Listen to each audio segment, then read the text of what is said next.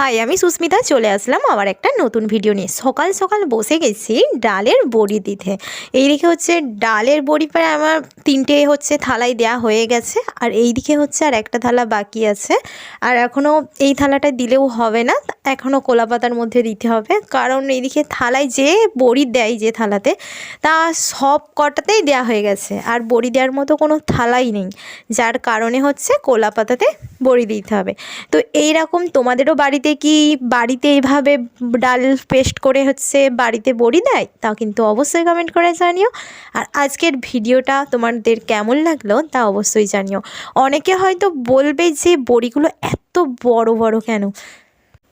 আমার বাপের বাড়িতে যখন দেখতাম মা বড়ি দিত, মা ছোটো ছোটোভাবে দিত, কিন্তু এখানে হচ্ছে বড়িটা একটু বড়োভাবে দেওয়া হচ্ছে। আর এটা হচ্ছে কিন্তু ডাল বলতে গেলে সয়াবিন ডাল, যার কারণে বড়িগুলো কিন্তু একটু বড় বড় সাইজেরই দিতে হয়।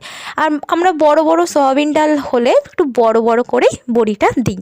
যাই হোক, এইদিকে কিন্তু আমার বড়িটা প্রায় দেয়া হয়ে এসছে। এই থালাটায় দেয়া হয়ে গেলে তারপরে হচ্ছে কলা পাতার মধ্যে দেবো। এই রোদের মধ্যে বসে এই যে ডালের বড়ি দেওয়া, এটাই কিন্তু একটা দারুণ, মানে কি বলবো, এইদিকে রোদও খাওয়া হচ্ছে, এইদিকে হচ্ছে একটু গায়েতে বেশ রোদটাও লাগছে, আবার এইদিকে বড়িটাও দেওয়া হচ্ছে। বাপের বাড়িতে মা দিত, কিন্তু এখানে হচ্ছে মাই দিবে বলেছিল, আমি বললাম যে দাও, আমি বড়িটা দিয়ে দিই। যাই হোক, প্রথমবার হচ্ছে এইভাবে ডালের বড়ি দিতে বসলাম, তাও এত সুন্দর হবে ভাবতে পারিনি। আমার কাছে ডালের বড়ি দেওয়াটা খুব বেশ ভালোই লেগেছে।